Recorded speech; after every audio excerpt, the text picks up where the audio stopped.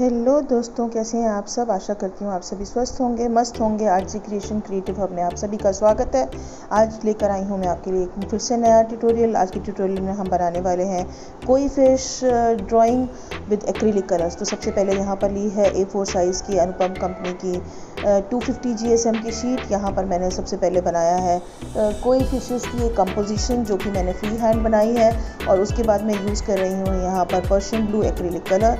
तो बैकग्राउंड के अंदर हमने पूरी बैकग्राउंड के अंदर यूज़ करना है पर्शियन ब्लू कलर, और उसको टिल्टेड स्ट्रोक्स के साथ हमें पूरी की पूरी बैकग्राउंड के अंदर फिल करना है। इसके लिए लिया है मैंने थिन फ्लैट ब्रश, और यहाँ पर थिन फ्लैट ब्रश से पर्शियन ब्लू कलर को यूज़ करते हुए मैं पूरी बैकग्राउंड को कर रही हूँ फिल। ध्यान रखना है एक्रिलिक कलर करते समय आपको वाटर की क्वांटिटी रखनी है बहुत कम, और कलर की क्वांटिटी बहुत ज़्यादा रखनी है। प्लस इसके अंदर ध्यान रखना है कि पर्शियन ब्लू करते समय बहुत सारे पैचेस आते हैं, तो अगर आपका एक कोट के अंदर कलर अच्छे से ना हो तो आप इसको 2 कोट से कंप्लीट कर लीजिएगा। तो हर ड्राइंग के चारों तरफ आउटलाइनिंग करते हुए ध्यान से आपने सारे के सारे बैकग्राउंड को करना है कंप्लीट, और बार बार ब्रशिंग करनी है। ब्रशिंग करने से क्या होगा, जो आपके पैचेस हैं वो धीरे धीरे मर्ज होते चले जाएंगे। तो यहाँ पर देखिए कि धीरे धीरे एक एक पार्ट को फिनिश करते हुए मैं पूरे पार्ट के अंदर कर रही हूँ पर्शियन ब्लू कलर।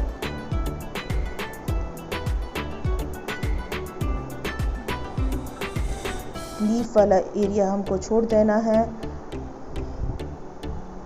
और ध्यान रखना है कि शीट के ऊपर हमारी जो पाम है वो टच ना हो, नहीं तो हमारा कलर जो है वो स्प्रेड हो जाएगा। हर एक कॉर्नर को फिनिश करते हुए पूरी बैकग्राउंड को अच्छे से आपको करना है फिल।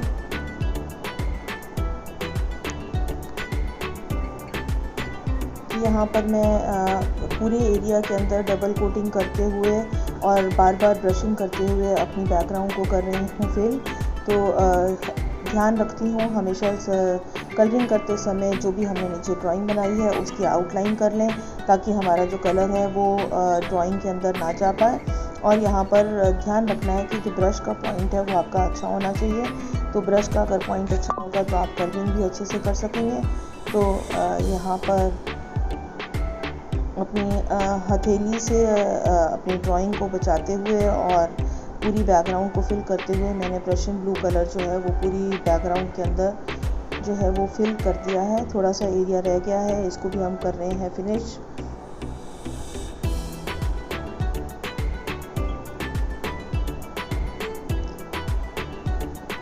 तो देखिए हमारी जो बैकग्राउंड है वो ऑलमोस्ट कंप्लीशन पे है। रिपीटेटिव टिल्टेड स्ट्रोक्स का इस्तेमाल करते हुए हमने पूरी बैकग्राउंड के अंदर कर दिया है यहाँ पर पर्शियन ब्लू कलर।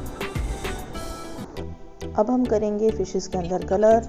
ये पेंटिंग बनाते समय मुझे तो बहुत ही मज़ा आया, क्योंकि ये पेंटिंग बहुत ही कलरफुल है और इतने सारे कलर्स का हमने इसमें इस्तेमाल किया है। और मज़े की बात ये है कि ये पेंटिंग कोई बहुत ज़्यादा डिफिकल्ट भी नहीं है। इस पेंटिंग के अंदर हमने बस जगह जगह पर सारे कलर्स का इस्तेमाल किया है। तो यहाँ पर सबसे पहले मैंने फिशेस के अंदर यूज़ किया है ऑरेंज।